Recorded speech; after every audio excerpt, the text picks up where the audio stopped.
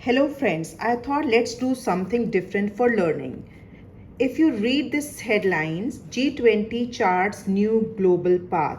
What do you mean by charts here? Charts means as a outlined. This is used as a verb. Charts is outlined new global path.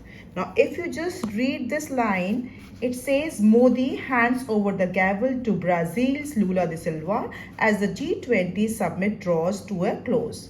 Now what do you mean by gavel here? It's this hammer.